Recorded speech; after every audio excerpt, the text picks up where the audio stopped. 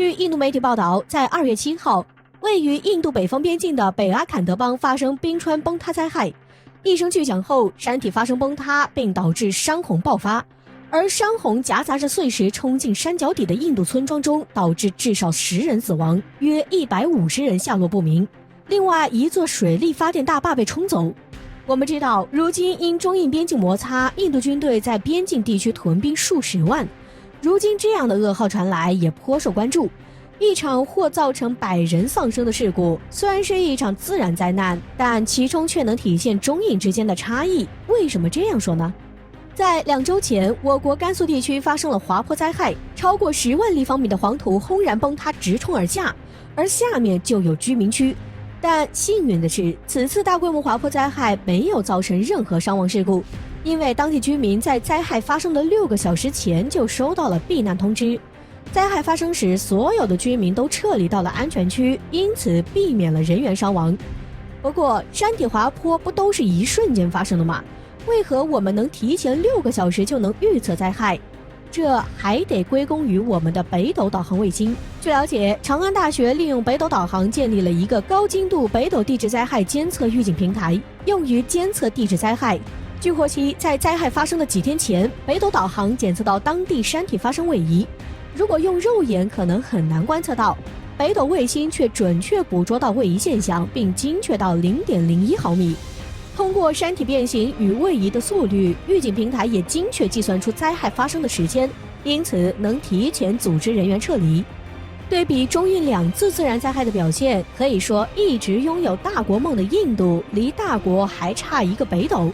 如今北斗3号已经全部发射完毕，北斗全球网络也建立起来了。北斗导航如今年产值已经达到4000亿人民币。除了在国内发挥着重大作用，北斗导航也开始积极走出去，与国外签署了不少合作协议。而美国人也将北斗导航视为自家 GPS 导航的最大对手。实际上，在北斗建设的时候，印度也在打造自己的区域导航卫星系统，只不过在效率上要远低于北斗，发射的次数与导航精度上与北斗也有很大差距，难成气候。但如今中印导航系统差距还是很明显了。考虑到导航系统在军事上有着相当重要的作用，印度方面正在将军队与武器派往边境，试图与中国一较高下。而关于中印2军武器对比也是常常被热议的话题，但两者差距在这件事上已经很明显了。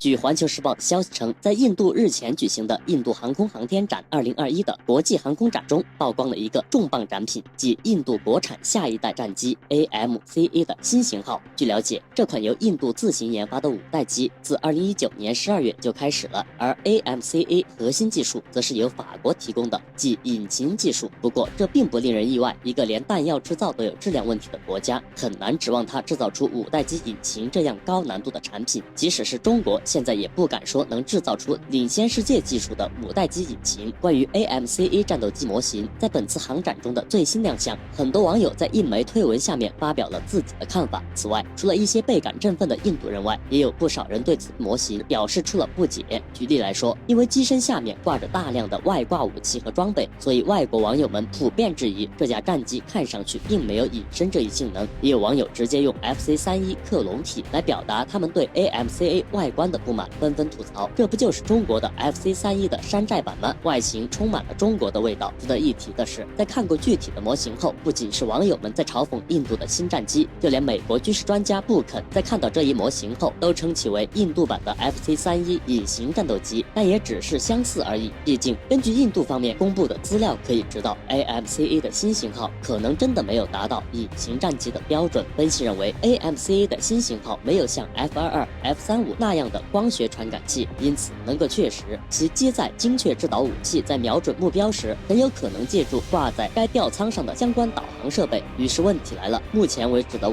代机因为讲究隐身性能，所以都只内置弹舱，印度人总不可能研发出一架外置弹舱的第5代战机吧？无论 AMCA 的新型号究竟是不是第5代隐身战机，我们暂且不提。就像最近刚服役的光辉战斗机一样，尽管有法国、以色列等国的技术支持，但依旧拖延了10几年年的时间才准备量产入役。一方面是因为印度国内的技术产业实力较弱，另一方面是由于印军方好高骛远，动不动就想加装新功能，这使原本技术储备不足的印度研发机构面临很大的困难。因此，印度方面最终很可能还是要购买俄制5代机应急。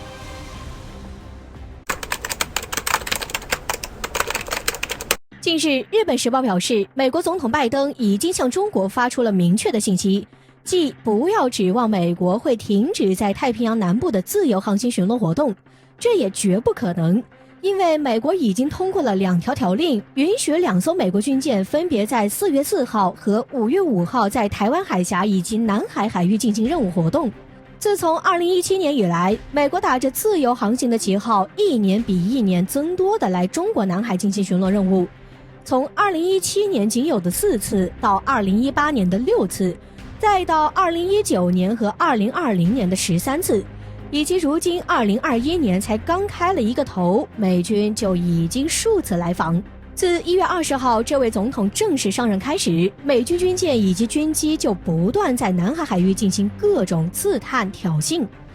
像是罗斯福号事情还没过去，美国驱逐舰又来了，不仅堂而皇之的穿海而来，还让一大波媒体紧跟着炒作中国内务，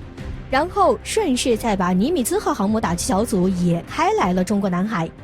就这还只是航母的，还有各种电子侦察机、轰炸机、无人机之类的空军主力也在南海上空使劲转悠。美国这究竟是打的什么主意还用说吗？这一次比一次密集的军事行动背后，一个就是美国内部如今并不协调，即便是上任之后一直在清洗意见不一样的人群，但是也不能阻挡很多人在背后使绊子。所以为了能有一个比较轻松的天下，美军开始朝着中国下手，这是最快速的解决内部矛盾的办法。想要内部合作统一，最快的办法就是树立一个外敌。